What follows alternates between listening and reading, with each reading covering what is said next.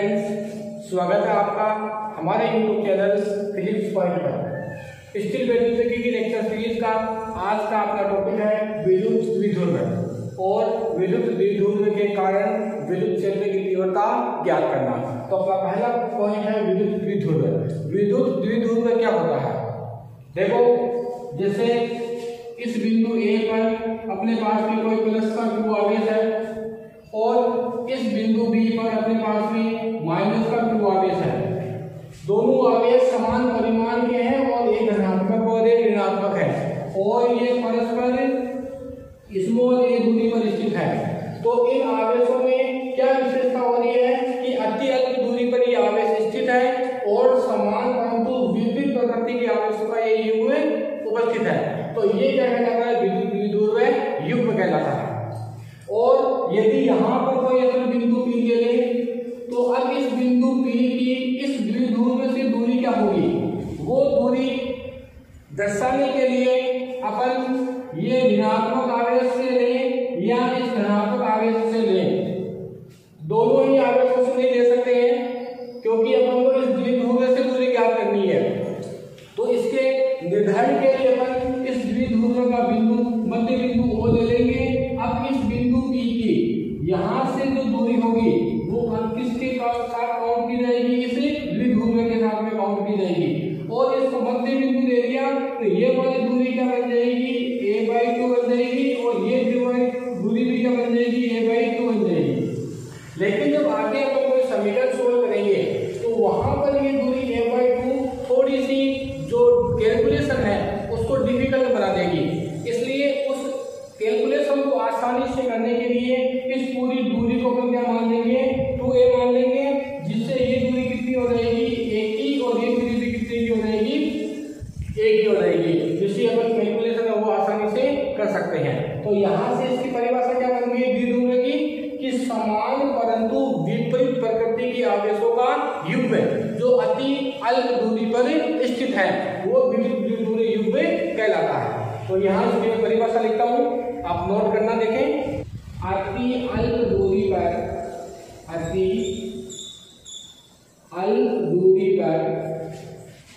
कहलाता है विद्युत द्विध्रुव कहलाता है। ये इसकी डेफिनेशन हो जाएगी कि अति अल्प दूरी पर स्थित समान परिमाण में समान है, उसकी इनकी वैल्यू क्या है? बराबर है, परंतु विपरीत प्रकृति का मतलब एक आवेश धनात्मक है तो दूसरा आवेश ऋणात्मक है। आवेशों का युग्म विद्युत द्विध्रुव कहलाता है।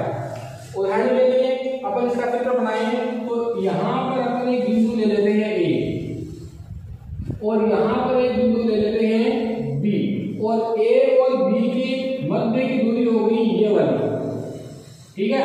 अब बिंदु A पर अपन ले लेते हैं, मान लिया कि बिंदु A पर अपने पास में प्लस q आवेश है और बिंदु B पर अपने पास में माइनस q आवेश है और दोनों आवेश परस्पर कितनी दूरी पर स्थित है?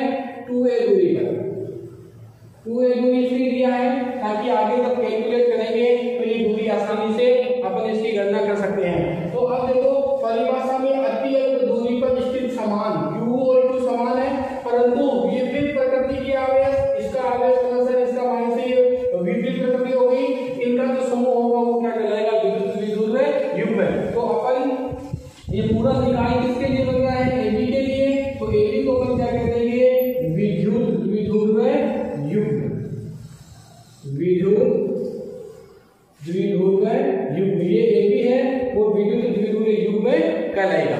अब देखना, इसी स्थिति के निर्धारण के लिए अपन 2-3 ऐसे ही परिमाण के युग्म बनाते हैं और उसको अपन निर्धारित करते हैं कि इनको विद्युत द्विध्रुव युग्म कह सकते हैं या नहीं कह सकते हैं। तो यहाँ पर अति अल्प दूरी पर, जैसे ये यहाँ बिंदु A B है, यहाँ पर q आवेश है और यहाँ पर भी प्लस का q आवेश है और ये दोनों अति अल्प दूरी पर स्थित है 2a दूरी पर।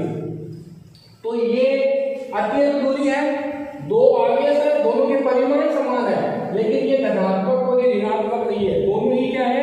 धनात्मक है। इसलिए इसको अपन विद्युत द्विध्रुव युग्म में नहीं कहेंगे क्योंकि परिभाषा के अनुसार प्रकृति कैसी होनी चाहिए? विपरीत होनी। यहाँ पर अपन लेते हैं माइनस q आवेश माइनस का 2 आवेश और इनके बीच की दूरी भी कितनी अपन ने ले ली 2a। ये भी विद्युत द्विध्रुवी युग्म नहीं होगा क्योंकि आवेश समान परिमाण में है लेकिन इनकी प्रकृति भी क्या है, समान है।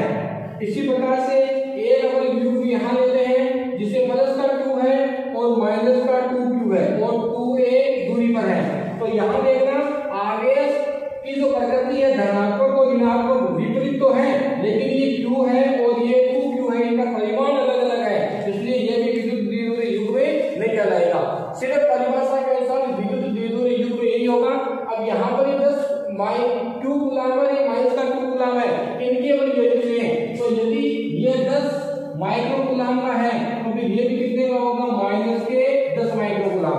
यदि ये 5 माइक्रो कूलम है तो फिर ये किसका होगा, माइनस का 5 माइक्रो कूलम। ये विद्युत द्विध्रुवी युग्म हो जाएगा। तो ये इसकी परिभाषा बन जाएगी। अब देखना इस विद्युत द्विध्रुवी युग्म का ये q आवेश है, ये ऋणात्मक q आवेश है, इन दोनों का मापांक लें तो मापांक के लिए प्लस q का ये मापांक लिया और यहाँ पर माइनस q का ये मापांक लिया। इस मापांक के अंदर जो भी संख्याएं होती है चाहे वो धनात्मक की हो चाहे वो ऋणात्मक की हो, उन्हें कैसी मानी जाएगी, धनात्मक ही मानी जाएगी। तो इसका और इसके मापांक का परिमाण क्या हो जाएगा, q हो जाएगा। तो ये दोनों मान क्या आ रहे हैं, बराबर आ रहे हैं। तो यदि इस द्विध्रुव की किसी एक आवेश का परिमाण ले लें, दोनों का परिमाण समान ही आ रहा है तो किसी एक आवेश का लेना है और उस एक आवेश के परिमाण को इन दोनों आवेशों के बीच की दूरी से गुणा कर दें, ये गुणा कर दिया 2a। तो ये जो गुणनफल है वो एक नई राशि कहलाएगी जिसे विद्युत द्विध्रुव आघूर्ण कहेंगे। तो इसे क्या कहेंगे, बने p, इसे विद्युत द्विध्रुव आघूर्ण कहते हैं। तो इसका मतलब ये हो गया कि q गुणा 2a वो क्या कहलाएगा, विद्युत द्विध्रुव आघूर्ण। तो अब अपनी नेक्स्ट जो परिभाषा है वो है विद्युत द्विध्रुव आघूर्ण की। इलेक्ट्रिकल डाइपोल मूवमेंट, ये क्या हो जाएगा कि द्विध्रुव के किसी एक आवेश का परिमाण और उनकी दूरी का गुणनफल, जैसे भी मैंने आपको बताया। तो इसकी परिभाषा क्या लिख देंगे, विद्युत द्विध्रुव के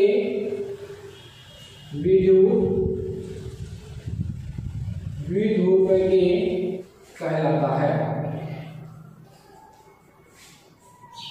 विद्युत द्विध्रुव आघूर्ण कहलाता है।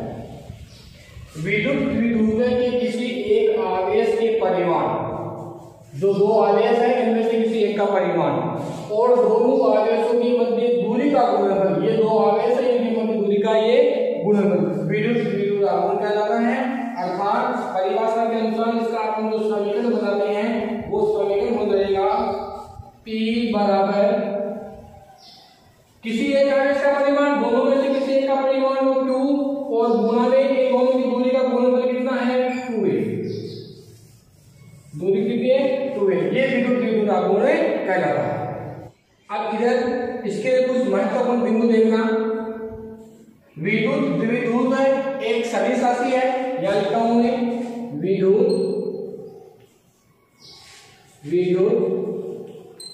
द्विध्रुव एक सदिश राशि है। विद्युत द्विध्रुव एक सदिश राशि है। सदिश राशि है इसका मतलब इसकी दिशा निश्चित होगी। दिशा किस प्रकार से हो जाएगी, माइनस से प्लस की ओर। इसकी जो दिशा है वो माइनस से प्लस की ओर क्यों हो जाएगी, क्योंकि इन दोनों आवेशों के मध्य क्या लगेगा, आकर्षण लगेगा। धनात्मक है इसकी प्रबलता अधिकतम होगी, ऋणात्मक को अपनी ओर क्या करेगा, आकर्षण करेगा। इसलिए अपन कह सकते हैं कि ये इस प्रकार से गति करेगा और इसी आधार में अपन कह सकते हैं कि इसकी दिशा वो माइनस से प्लस की ओर होगी। इसके बाद में यदि इसकी विभव के निर्धारण करें, इसका मात्रक लें तो मात्रक सूत्र से आ सकता है। सूत्र है Q, जो आवेश है आवेश का मात्रक कूलम होता है 2a। ये बीच की दूरी है, दूरी का मात्रक क्या होता है मीटर, तो इसका मात्रक बन जाएगा कूलम गुना मीटर, कूलम गुना मीटर। और यहां इसकी विमा लिखता हूं मैं, विमा काम की जो विमा होती है वो कितनी होती है A1 और गुणा में मीटर, मीटर की विमा कितनी होगी, ये इसकी विमा बन जाएगी। कूलम की विमा धारा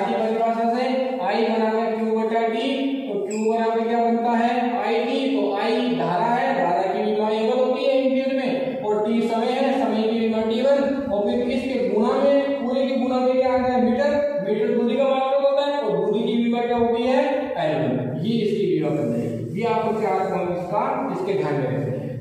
ऐसा नहीं आता का। अब अपन इसी के आधार पे विद्युत क्षेत्र की तीव्रताएं ज्ञात। अब अपना नेक्स्ट टॉपिक है विद्युत द्विध्रुव के कारण विद्युत क्षेत्र की तीव्रता के व्यंजक। दो प्रकार से अपन ज्ञात कर सकते हैं द्विध्रुव के कारण विद्युत क्षेत्र, एक तो द्विध्रुव की अक्ष रेखा पर और एक द्विध्रुव की निरक्ष रेखा पर। अपना पहला टॉपिक है अक्ष रेखा पर। सबसे पहले मैं आपको ये क्लियर करता हूं कि द्विध्रुव की अक्ष रेखा और निरक्ष रेखा क्या होती है। अक्ष रेखा जैसे ये द्विध्रुव है तो एक माइनस का q आवेश और एक प्लस का q आवेश होगा और ये इनकी मध्य की दूरी बन जाएगी 2a। ये विद्युत द्विध्रुव हो गया। अक्ष रेखा होती है इन दोनों आवेशों को मिलाने वाली रेखा। तो ये यहां तक ये रेखा इन दोनों आवेशों को मिला रही है, तो इस रेखा को क्या कहेंगे अक्ष द्विध्रुव की। और इनका मध्य बिंदु है O और इस मध्य बिंदु O से यदि अपने से एक लंबवत रेखा खींचे तो ये जो लंबवत रेखा आ रही है वो इस द्विध्रुव की क्या कहलाती है निरक्ष। अपन को दो स्थितियों में अक्ष रेखा पर और फिर निरक्ष रेखा पर विद्युत क्षेत्र की तीव्रता ज्ञात करनी है। अपना पहला टॉपिक है अक्ष रेखा पर। तो अपन अक्ष रेखा पर टॉपिक पर ज्ञात करते हैं। अक्ष रेखा पर ज्ञात करते हैं द्विध्रुव के कारण ज्ञात कर रहे हैं तो अपन को आवश्यकता पड़ेगी किसकी द्विध्रुव की। तो यहाँ अपन द्विध्रुव का चित्र बनाते हैं। आप चित्र को थोड़ा सा ध्यान से समझना। ये यहाँ पर बिंदु A और B है। A पर माइनस का q आवेश रख दिया और B पर प्लस का q आवेश रख दिया और इन दोनों आवेशों के बीच की दूरी अपन क्या ले लेते हैं 2a। ये 2a ये अब क्या बन गया एक विद्युत द्विध्रुव बन गया। इस विद्युत द्विध्रुव की अक्ष रेखा पर एक बिंदु है और अक्ष रेखा मैंने बताया आपको इन दोनों आवेशों में से मिलाने वाली रेखा क्षैतिज रेखा। तो मान लिया कि इस बिंदु P पर यहाँ पर एक बिंदु P है इसके मध्य बिंदु से, क्योंकि अक्ष रेखा पर कोई सा भी बिंदु होगा उसकी गणना अपन बताएगा कि आपको मध्य बिंदु से करेंगे। और अपन मान लेते हैं कि इस मध्य बिंदु O की जिस बिंदु पर अपन विद्युत क्षेत्र ज्ञात कर रहे हैं उसकी दूरी कितनी हो गई स्मॉल r दूरी पर बिंदु P स्थित है। तो इसको अपन यहाँ ऐसे मिला देते हैं, इसको देश देश के इस प्रकार से मिला दिए इसको।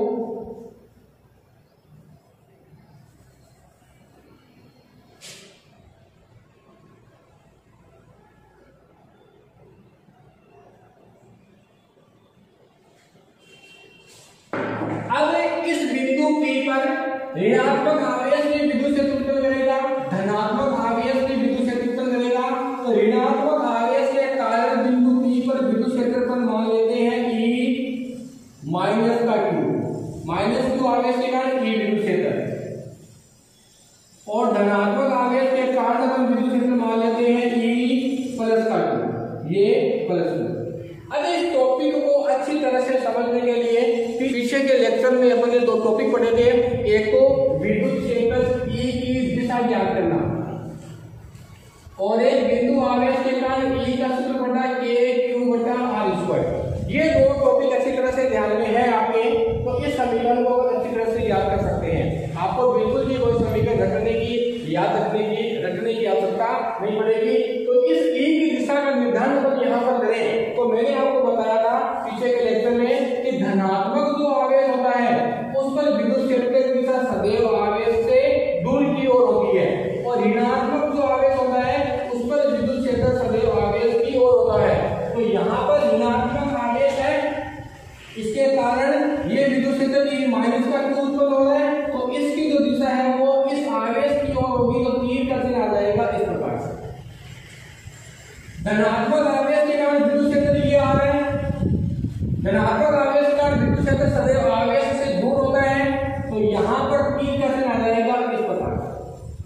ये इस टॉपिक के अनुसार अपन इन दोनों की दिशाओं का निर्धारण कर दिया। अब बिंदु आवेश वाला सूत्र लेके इन दोनों विद्युत क्षेत्र का मान याद करके इन दोनों का टोटल योग ज्ञात करके अपन अक्ष रेखा पर विद्युत क्षेत्र ज्ञात कर सकते हैं। अब इस सूत्र इस चित्र को देखकर जिन दूरियों की अपन को आवश्यकता होगी वो दूरी अपन दर्शा देंगे। तो अपने पास में एक दूरी आ रही है AB, जो विद्युत द्विध्रुव युग्म है AB। तो दूरी कितनी है 2a। 2a।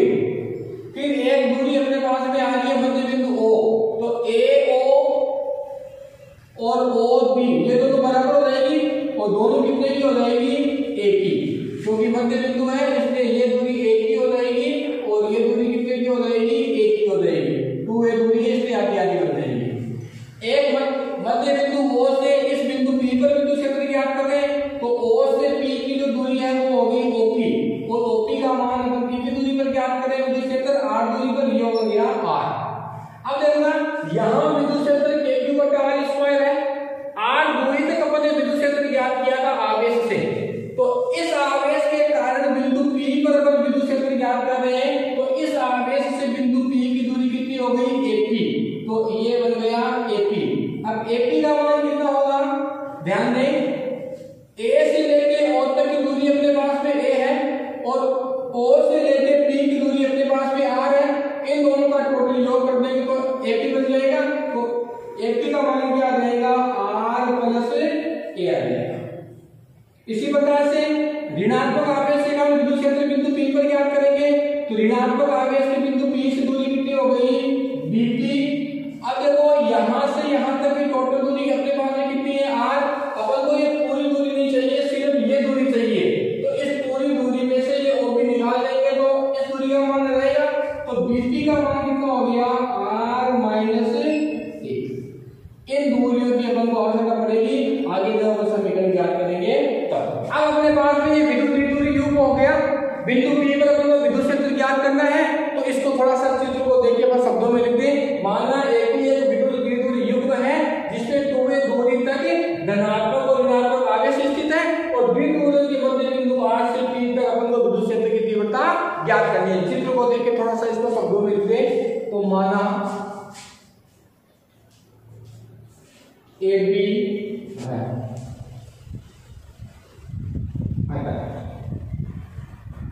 बिंदु P पर धनात्मक और ऋणात्मक दोनों आवेश या विद्युत क्षेत्र उत्पन्न करेंगे और इस सूत्र के अनुसार उसका अपन मान ज्ञात कर लेते हैं। तो आता है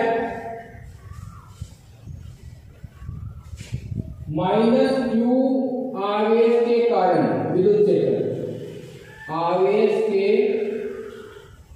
कारण विद्युत क्षेत्र, तो -Q आवेश के कारण विद्युत क्षेत्र बिंदु आवेश वाले समीकरण से हम क्या करेंगे, तो E -Q आवेश के कारण उत्पन्न हो रहा है तो E माइनस Q लगा दिया। सूत्र क्या आ रहा है, KQ/R², तो यहाँ पर इस ऋणात्मक आवेश के बिंदु P से दूरी कितनी हो गई, AP, तो इस R के स्थान से अपने पास में क्या आ जाएगा, AP²। E माइनस Q बराबर KQ/AP और इस चित्र के अकॉर्डिंग AP का मान कितना आया, R प्लस A, तो यहां लिख देंगे R प्लस A का स्क्वायर, समीकरण नंबर कितना, 1। अब यहाँ पर ऋणात्मक आवेश के कारण विद्युत क्षेत्र आ रहा है, अपन यहाँ पर ऋणात्मक आवेश माइनस नहीं दर्शाया, ये दिशा के रूप में दर्शा देते हैं और दिशा यहाँ से नहीं दर्शाते हो तो फिर यहाँ पर माइनस का चिन्ह दर्शा देंगे।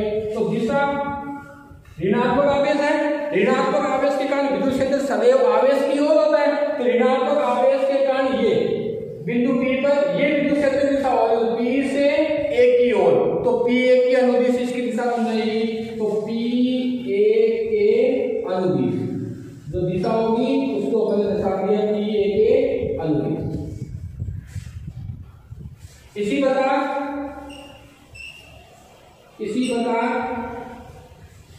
प्लस Q आवेश के कारण विद्युत क्षेत्र, प्लस Q आवेश के कारण विद्युत क्षेत्र, प्लस Q आवेश के कारण विद्युत क्षेत्र हो गया E प्लस का Q और सूत्र ये बन जाएगा KQ/R², KQ/R²। तो प्लस आवेश बिंदु B पर है, अपन विद्युत क्षेत्र P पर क्या कर रहे हैं, तो B की P से दूरी क्या बन जाएगी, BP और BP पर क्या आ जाएगा, स्क्वायर। E प्लस Q बराबर KQ, BP का मान चित्र के अकॉर्डिंग R माइनस A आ रहा है, तो इसका मान लगा दिया R माइनस A का स्क्वायर, समीकरण नंबर 2। ये विद्युत कारण जो विद्युत क्षेत्र है उसकी दिशा सदैव आवेश से दूर की ओर है, तो प्लस आवेश के कारण ये रहा विद्युत क्षेत्र E प्लस का Q, दिशा हो गई इस प्रकार से, तो B से T की ओर, तो दिशा हो गई B T के अनुदिश। अब ये दोनों ही विद्युत क्षेत्र कहां हो रहे हैं? P पर, तो परिणामी विद्युत क्षेत्र एक सूत्र बटा अपन अध्यारोपण के सिद्धांत से दोनों के योग के बराबर हो जाएगा। तो बिंदु P पर यदि बिंदु P पर परिणामी विद्युत क्षेत्र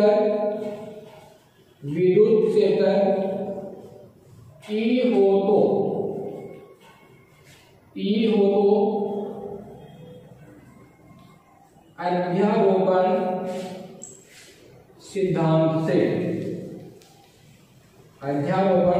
सिद्धांत से क्या हो जाएगा? E अक्ष रेखा पे आ रहा है और इन दोनों का अपन योग कर देंगे। तो ध्यान देना थोड़ा सा यहाँ पर E माइनस क्यू का और E प्लस क्यू का अपन योग कर देते हैं, तो इस प्रकार से E अक्ष का टोटल मान आ जाएगा। लेकिन E अक्ष और E माइनस क्यू और E प्लस क्यू परस्पर देखो यहाँ पर विपरीत दिशाओं में है, और ये सदिश राशि होने के कारण इनका योग तभी कर सकते हैं जब इनकी दिशा क्या होगी? समान होगी।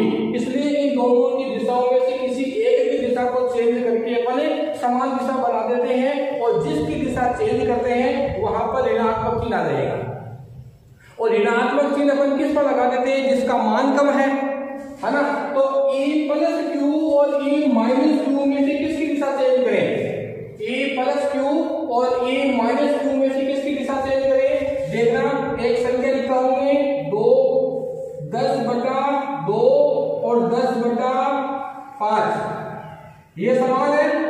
10/2 को हल किया तो कितना आया? 5, और 10/5 को हल किया तो कितना आया? 2। इन दोनों में से अधिक कौन है? 5 अधिक है। 5 अधिक क्यों हुआ? क्योंकि इसका हल इस हल की तुलना में कम है, तो जिसका हल कम है उसका मान क्या होगा? अधिक होगा। R प्लस A है और यहाँ पर R माइनस A है, तो यहाँ पर योग होगा, यहाँ पर अंतर होगा। योग होने के कारण ये जो हल है वो क्या होगा? अधिक हो जाएगा, और अंतर होने के कारण ये हल है वो क्या हो जाएगा? कम हो जाएगा। और जिसका हल कम होता है उसका मान क्या होता है? अधिक होता है। तो इन दोनों में से अधिक मान कौन सा हो गया? प्लस क्यू आवेश वाला मान अधिक हो गया। और किसकी दिशा चेंज करते हैं? इस माइनस वाले की दिशा चेंज करते हैं। तो विद्युत क्षेत्र में से जिसका विद्युत क्षेत्र कम है अपन उसी की दिशा चेंज कर देंगे। तो E प्लस का Q प्लस E माइनस का Q, दिशा अपन ने किसकी चेंज की? जिसका मान कम है उनका मान किसका है? इस माइनस वाले का, क्योंकि इसका मान कम क्या आएगा? हल ज्यादा होने के कारण, तो इसकी दिशा अपन चेंज कर देते हैं, माइनस का चिन्ह लगा दिया। ये माइनस का चिन्ह दर्शाता है कि अपन ने इसकी दिशा इसके अनुदिश कर दी। तो E अक्ष बराबर क्या हो जाएगा? E माइनस का Q प्लस और माइनस E माइनस का Q। समीकरण में कितने आ जाएंगे? 3। समीकरण में कितने आ जाएंगे? 3। यहां पर एक कारण दिखा देंगे कि E प्लस का जो Q है वो अधिक है E माइनस Q से। E प्लस का जो Q है ये अधिक है E माइनस Q से, इसलिए अपन ने किस पर दिशा चेंज करके ऋणात्मक अपन ने यहाँ पर लगा दिया। अब इसको अगर आगे हल करें, समीकरण 1, 2 और 3 से समीकरण 1 में Ax का मान ज्ञात करना है जो इन दोनों के अंतर के बराबर आ रहा है। E माइनस Q का मान किसमें? समीकरण 1 में, और E प्लस Q का मान किसमें? समीकरण 2 में, और E माइनस Q का मान किसमें? समीकरण 1 में। ये मान अपन यहाँ रख दें तो समीकरण 1 को 3 से क्या आ जाएगा? E अक्ष बराबर E प्लस Q का मान कितना आ रहा है? KQ बटा R माइनस A का होल स्क्वायर प्लस Q का मान, फिर माइनस का चिन्ह आ रहा है यहाँ पर, और E माइनस Q का मान कितना आ रहा है? समीकरण 1 में KQ R प्लस A का होल स्क्वायर। अब इन दोनों का अपन योग करते हैं तो देखो दोनों में KQ कॉमन आ रहा है तो EX बराबर KQ को कॉमन ले लेते हैं तो यहां से क्या बच गया, KQ बाहर आ गया तो 1 बटा R माइनस A का होल स्क्वायर माइनस यहां से KQ बाहर निकल गया 1 बटा R प्लस A का होल स्क्वायर, कोष्टक को बंद कर दिया। अब EX बराबर KQ, इन दोनों के लघुगम लेंगे, अलग अलग संख्या है इसके लघुगम दोनों संख्याओं को ले लेंगे तो R माइनस A का स्क्वायर R प्लस A का स्क्वायर और पूरे लघुगम वाले मान में एक और इसका भाग लगाएंगे तो ये कैंसिल हो जाएगा और ये बच जाएगा, इसको 1 से गुणा कर देंगे तो R प्लस A का क्या हो जाएगा होल स्क्वायर, माइनस का चिन्ह है ये।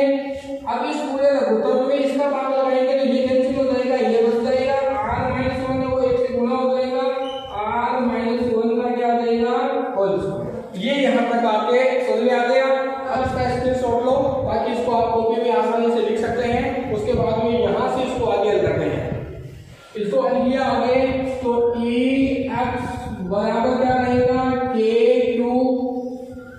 अब देखते हैं स्टूडेंट यहाँ पर R प्लस A का होल स्क्वायर है, यहाँ पर R माइनस A का होल स्क्वायर है तो यहाँ पर A प्लस B का होल स्क्वायर लग रहा है सूत्र और यहाँ पर A माइनस B का होल स्क्वायर लग रहा है तो A प्लस B का यह होल स्क्वायर करेंगे तो क्या हो जाएगा R square plus A square plus 2AR।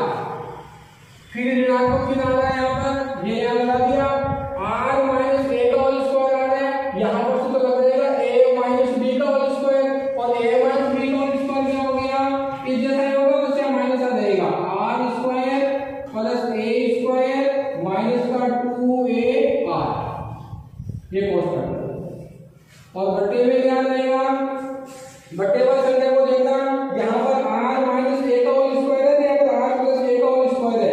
इस पूरी संख्या को अपन ऐसे लिख सकते हैं R minus A R plus A, दोनों पर समान संख्या का योग है इसलिए पूरे के कोष्टक में लगा के इसको स्क्वायर कर दिया। इसका मतलब ये स्क्वायर यहाँ पर भी है, ये स्क्वायर यहाँ पर भी है। अब यहाँ देखना R minus A R plus A एक सूत्र होता है A square minus B square का जो A प्लस B और A माइनस B का होता है। तो यहाँ से देखो A plus B A minus B A square minus B square के बराबर है तो यहाँ पर R minus A R plus A ये क्या हो जाएगा इस सूत्र के अनुसार R square minus A square और बाकी ऊपर वाला स्क्वायर। तो कोष्टक वाले इस नीचे वाले समीकरण को हल करते हैं तो अपने पास में ये मान आता है R square minus A square का होल स्क्वायर आया पता। अब ये ऋणात्मक चिन्ह पूरे पद से गुणा हो जाएगा अंदर वाले से तो चिन्ह सबके चेंज हो जाएंगे तो EX बराबर क्या हो जाएगा EX बराबर KQ, इसमें कोई परिवर्तन नहीं होगा R square plus A square plus 2AR, ये चीज सबकी चेंज हो जाएगी ऋणात्मक से गुणा होने पर। तो माइनस का क्या हो जाएगा R स्क्वायर माइनस का क्या हो जाएगा A स्क्वायर और माइनस और माइनस प्लस का क्या हो जाएगा 2AR और बट्टे में क्या रहेगा R square minus A square का होल स्क्वायर। अब यहाँ ध्यान दें R स्क्वायर प्लस का R स्क्वायर माइनस का ये कैंसिल हो जाएगा, A स्क्वायर प्लस का A स्क्वायर माइनस का ये कैंसिल हो जाएगा, 2AR प्लस का 2AR प्लस का ये दोनों प्लस के ये जुड़ जाएंगे तो क्या समीकरण आ जाएगी EX बराबर KQ 2AR 4AR और R square minus A square. अब यहाँ पर एक कंडीशन लगाते हैं कि ये बिंदु P ऐसे धीरे धीरे आगे की ओर बढ़ता रहेगा तो इस R के मान में भी क्या होगी बढ़ती होती रहेगी, लेकिन इसके एवज में इस A के मान में कोई परिवर्तन नहीं होगा। एक सपोज दे उदाहरण के लिए माने कि ये पूरी दूरी कितने की है 4 सेंटीमीटर की है तो ये वाली दूरी और ये वाली दूरी कितनी सेंटीमीटर की हो जाएगी 2 की और इस द्विध्रुव से बिंदु P की दूरी मान लेते हैं 10 सेंटीमीटर। अब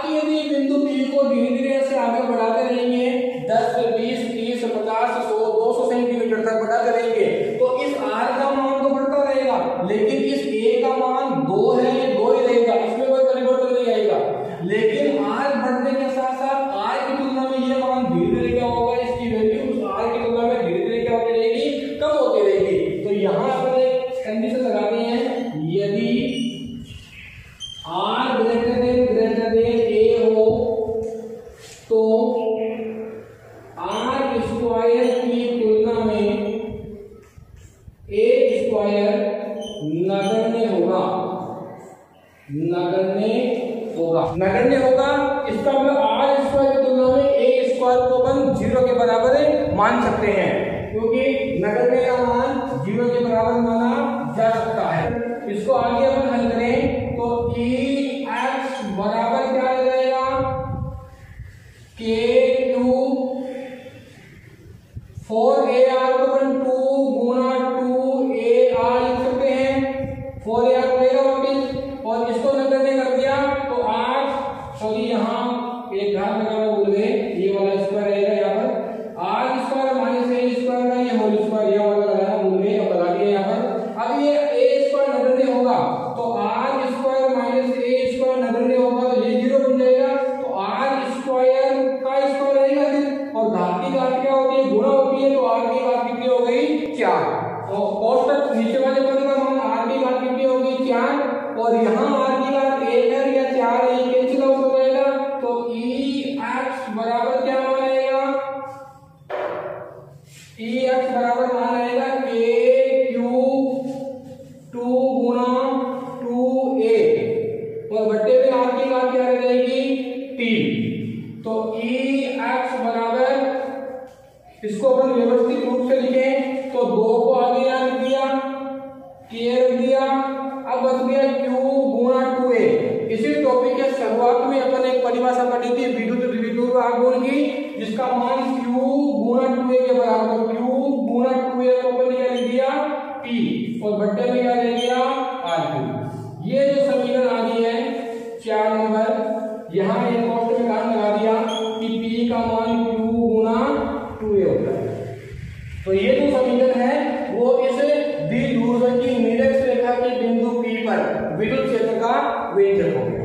अब इसको सदिश रूप में लिखें, यहाँ पर अपन सदिश रूप में, तो विद्युत क्षेत्र की तीव्रता सदिश रूप में होती है, सदिश राशि होती है, तो सदिश संकेतन में इसको अपन कैसे लिख सकते हैं, ई एक्स सदिश राशि है, सदिश का चिन्ह लगा दिया, 2kp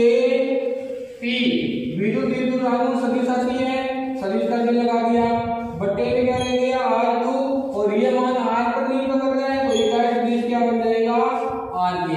ये समीकरण जो आ रहा है 4 वो सदिश रूप में आ रहा है, ये सदिश रूप में है और ये इसका समीकरण है। पुनः समीकरण दिया 4 से अपन देखें, ये समीकरण 3 है, पुनः समीकरण 4 से अपन देखें तो ई एक्स और इस आर में क्या संबंध बन जाएगा, 2kp पूरा नियतांक बन जाएगा, तो ई एक्स समानुपाती किसके हो जाएगा आर क्यूब के। इसका मतलब हो गया कि अक्ष रेखा पर जो विद्युत क्षेत्र की तीव्रता होती है वो दूरी के घन के क्या होती है, व्युत्क्रमानुपाती होती है, और दूरी के घन की व्युत्क्रमानुपाती है। इसका मतलब जैसे जैसे अपन निरक्ष अक्ष रेखा पर बिंदु P की दूरी को बढ़ाते रहेंगे वैसे वैसे विद्युत क्षेत्र की तीव्रता का मान क्या होगा, कम होता रहेगा, अर्थात जो बिंदु P है वो उस विद्युत द्विध्रुव युग्म के विद्युत क्षेत्र से धीरे धीरे क्या होगा, बाहर की ओर निकल जाएगा। अब यदि अपन इनका ग्राफ में निरूपण करें, ई एक्स व आर में ग्राफ अपन खींचे तो ग्राफ आप दो प्रकार से खींच सकते हो, इस प्रकार से एक इस पर अपने ई अक्ष ले लिया और इस पर अपने आर ले लिया, ये अक्ष हो गया, ये वाई अक्ष हो गया, तो ई और आर ले लें, ई है वो आर के व्युत्क्रमानुपाती है, तो ये ग्राफ इस प्रकार से आ जाएगा। और यही ग्राफ आप इस रूप में लेते हो, ई एक्स और यहां पर आप आर नहीं लेकर आप 1/r लेते हो, तो ई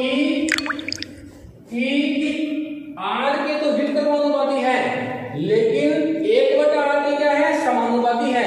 तो यदि आप यहाँ पर 1/r लेते हो तो फिर ये समानुपाती हो गए दोनों, तो फिर ग्राफ कैसा आ जाएगा, मूल बिंदु से सरल रेखा, ये इसका ग्राफ निरूपण करते हैं। ये विद्युत क्षेत्र की तीव्रता होगी। और एक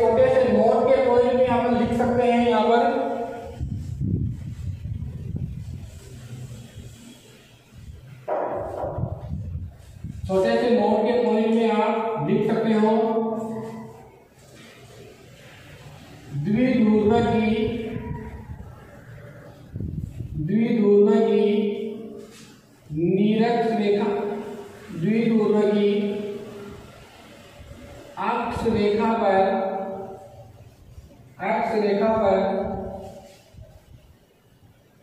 परिणामी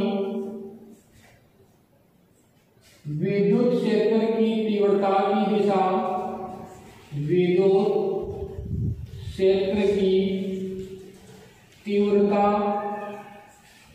की दिशा विद्युत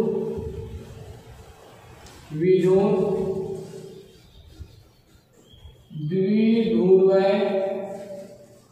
आघूर्ण यानी P सदिश के अनुदिश होती है, के अनुदिश होती है। यानी कह सकते हैं कि E अक्ष है और P सदिश है, P सदिश और P सदिश में जो थीटा होगा वो कितने डिग्री का होगा, 0 डिग्री का होगा अक्ष रेखा का। चित्र के अनुसार आप देखना, बिंदु P यहाँ पर है, परिणामी विद्युत क्षेत्र है वो किसमें आ रहा है, 2kq/r प्लस में आ रहा है, प्लस में आ रहा है, इसका मतलब आवेश से दूर की ओर, तो ये दिशा हो जाएगी आवेश से दूर की ओर की। और इसी प्रकार से धनात्मक से ऋणात्मक की ओर जो दिशा होगी वो विद्युत द्विध्रुव आघूर्ण की दिशा इसी प्रकार से होनी है, धन से ऋण की ओर हो रही है। और परिणामी विद्युत क्षेत्र है वो धनात्मक में है तो आवेशों से दूर की ओर वाली दिशा में होगा, तो इसी दिशा में विद्युत द्विध्रुव युक्त आघूर्ण की दिशा है और इसी दिशा में परिणामी विद्युत क्षेत्र है। तो ये दोनों समान दिशा में होंगे, अर्थात इनके बीच कोण है वो कितना डिग्री का बनेगा, थीटा डिग्री का बनेगा। तो ये अपने विद्युत क्षेत्र की तीव्रता का टॉपिक अक्ष रेखा पर वाला वो पूरा हो गया। इंपॉर्टेंट टॉपिक है, आप इसे इंपॉर्टेंट लगा सकते हो, बिल्कुल एग्जाम में निबंधात्मक प्रश्नों के रूप में इसे जरूर पूछा जाता है। तो इस टॉपिक को बिल्कुल गहराई तक जाकर और धीरे धीरे पूरा अच्छी तरीके से आपको समझाया है। फिर भी यदि किसी समीकरण में और चित्र में किसी प्रकार का कोई कंफ्यूजन या डाउट होता है तो आप कमेंट बॉक्स में लिखना, और अगली क्लास होने से पहले आपके उस डाउट को, उस प्रश्न को आपको उत्तर जरूर दिया जाएगा। और अगले वीडियो में फिर मिलते हैं एक नए टॉपिक पे, जिसमें अपन विद्युत द्विध्रुव की निरक्ष रेखा पर विद्युत क्षेत्र ज्ञात करेंगे। और यदि आप मेरे चैनल पर नए हो तो आप चैनल को सब्सक्राइब और लाइक करें। धन्यवाद।